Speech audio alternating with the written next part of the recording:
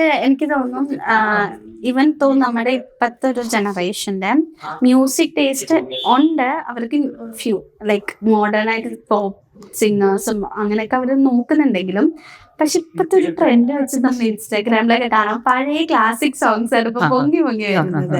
അപ്പൊ എങ്ങനെയാണ് റിച്ചിനും അങ്ങനെ താല്പര്യമുണ്ടോ ക്ലാസിക്കൽ?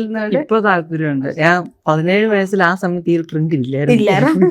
അപ്പൊ റോക്കും അതെ ഓരോ പടത്തിനും അതിന്റേതായ പാട്ട്. ഇപ്പാണ് നമ്മൾ പഴയ പാട്ട് എടുത്തിട്ട് വർക്ക് ചെയ്യാൻ ഇപ്പൊ ലേറ്റസ്റ്റ് ആയിട്ട് നമ്മുടെ ലോക്കയിലടക്കം ഇംഗ്ലീഷ് സോങ്സ് ഉണ്ട്, പക്ഷെ ആരും നമ്മുടെ ആ പഴയ വിന്റേജ് സോങ്സ് ഒക്കെ എടുത്ത് യൂസ് ചെയ്യുമ്പോ അങ്ങനത്തെ ഒരു കഴിഞ്ഞൊരു 2-3 വർഷമായിട്ട് അങ്ങനെ ചെയ്തപ്പോ അത് വർക്ക് ആവുന്നുണ്ട്. അപ്പൊ ഇനി അങ്ങോട്ട് കുറച്ച് നാളത്തേക്ക് അത് വർക്ക് ആവും. അടുത്ത വർക്കിൽ ഞാൻ ആഗ്രഹിക്കുന്നുണ്ട് പഴയ ഏതെങ്കിലും പാട്ട് വെച്ചിട്ട് ഒന്ന് റിമിക്സ് ചെയ്യാൻ. അപ്പൊ ഇപ്പൊ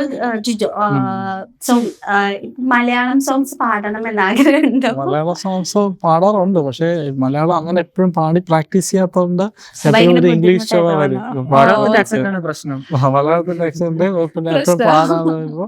പക്ഷെ ചില വെഡിങ് ഈവെന്റ്സ് ഒക്കെ വരുമ്പോഴത്തേക്കും ഞാൻ മലയാളം സോങ്സ് പാടും, പാടാറുണ്ട്, റീൽസിലൊക്കെ പാടിയിടും.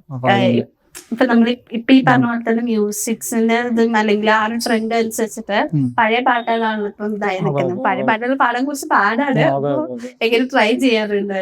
ഞാൻ പഴയ പാട്ടുകളൊക്കെ എടുത്ത് പാടാം. എനിക്ക് പഴയ പാട്ട് കേൾക്കാനൊക്കെ ഒത്തിരി ഇഷ്ടമാണ്. ഞാൻ എപ്പോഴും എന്റെ പ്ലേലിസ്റ്റിൽ എപ്പോഴും പഴയ മലയാളം പാട്ടുകളൊക്കെ ഒത്തിരി ഉണ്ട്. കാരണം എന്റെ ഫ്രണ്ട്സിന്റെ സർക്കിളിലൊക്കെ എപ്പോഴും ഇരിക്കുമ്പോൾ അവർക്ക് എപ്പോഴും മലയാളം തമിഴൊക്കെയാണ് കൂടുതലും കേൾക്കാൻ ആഗ്രഹം. അപ്പൊ ഞാൻ അവർക്ക് വേണ്ടിയിട്ട് എപ്പോഴും കുറെ പാട്ടുകളൊക്കെ പഠിച്ചു വെക്കും. അങ്ങനെയാണ് എനിക്ക്. ഇപ്പോ നമ്മള് മ്യൂസിക് എന്ന് പറയുന്നത് ഇപ്പൊ നേരത്തെ ഞാൻ പറഞ്ഞ ഇമോഷൻസിന് ഭയങ്കരമായിട്ട് ഡ്രാസ്റ്റിക് ആയിട്ട് ചേഞ്ച് ആക്കാൻ മ്യൂസിക്കിന് പറ്റും.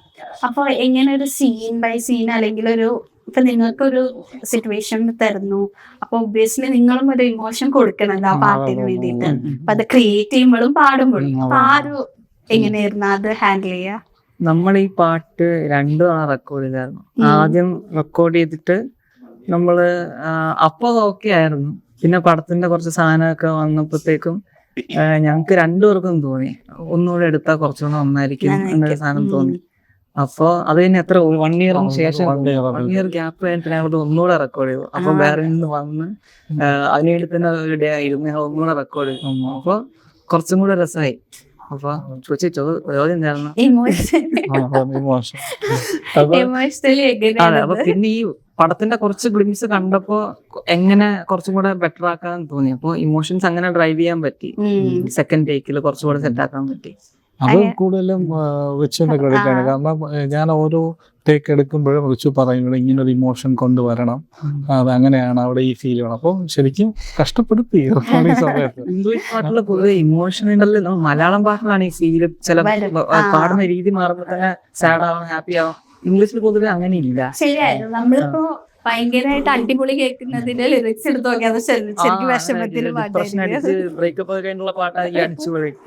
അപ്പൊ അങ്ങനെ അവിടെ ആ ലിറിക്സിനാണ് ശരിക്കും ബ്യൂട്ടി.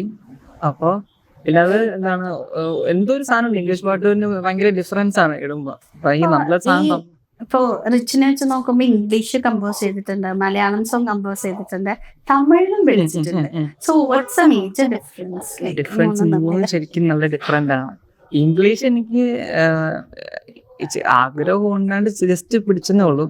അത് ഒരുപാട് എനിക്ക് ഭാവി കാണില്ല. ഇംഗ്ലീഷ് മലയാളം തമിഴും ശരിക്കും ഡിഫറെന്റ് തന്നെയാണ്. അവരുടെ ഓഡിയൻസ് ഭയങ്കര ഡിഫറെന്റ് ആണ്.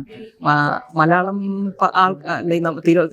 തമിഴ്നാട്ടുകാരുടെ ടേസ്റ്റ് ഭയങ്കര കുറച്ചും കൂടെ ഒരു അവരുടെ കൾച്ചർ ഡിഫറെന്റ് ആണല്ലോ. അപ്പൊ അവർക്ക് ഇന്ന് എപ്പോഴും പമ്പ് ആയിക്കൊണ്ടിരിക്കും. നമുക്കിപ്പോ കുറച്ച് പേർക്ക് കുറച്ച് അൺഓർത്തഡോക്സ് ആയിട്ടുള്ള സാധനം നമുക്ക് ഇപ്പൊ ഇഷ്ടം. അപ്പം പിന്നെ ഇതിപ്പോ കാലം മാറുന്നതനുസരിച്ച്